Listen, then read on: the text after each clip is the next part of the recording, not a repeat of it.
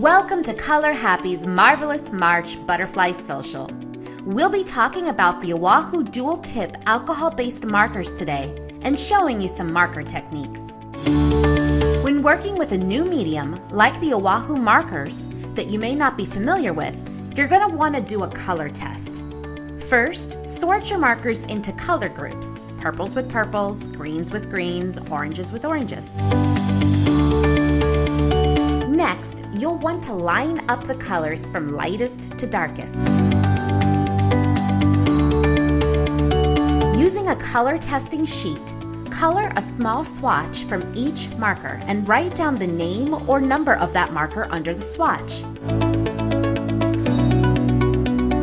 The way that the color will show up on your paper will vary greatly from the color on the cap. And even if they did include a page with your markers on what the colors will look like, don't skip this step. When you're finished, you will have an easy reference chart for you to select matching colors at a glance. Let's color the shark first. I'll select 3 colors from my color tester. I'm going for blues, number 66, 63, and 70. First, I color the entire shark with the lightest color.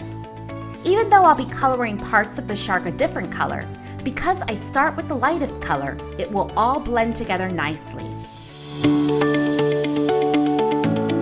Starting with the lightest color allows the marker ink to bleed into the design and makes it easier to stay within the lines when I add the second and third colors.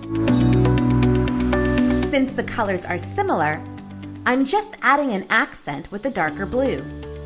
Now I finish the shark by outlining in the darkest blue I've selected. This makes him almost pop out of the page.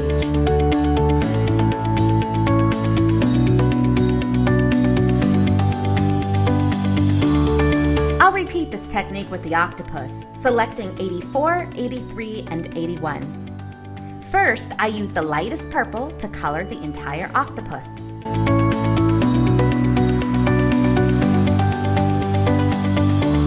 Next, I feature different parts of the octopus with a darker purple.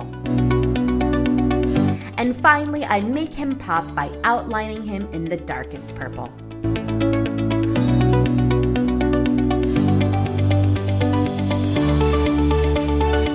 I am using 67 for the background. I like to use a lighter color in the background. That way, if there are mistakes or I cross into the lines of one of the images, I can use a darker color to cover them up. One more time with 3 colors. Using 17, 9, and 85, let's color the jellyfish pink. I start with the lightest color,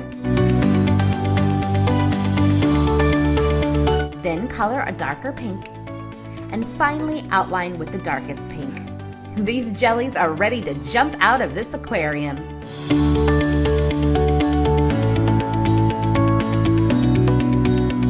When coloring, you never have to stick to just one type of coloring tool. Feel free to mix mediums like I am doing here with this white gel pen.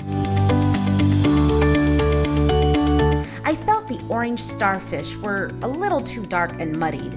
I didn't like the 2 colors of orange I was using, so I covered up my mistake with a gel pen, which, thankfully, will cover up most anything.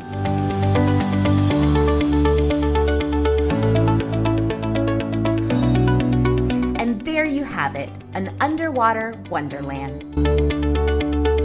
Have fun coloring with markers.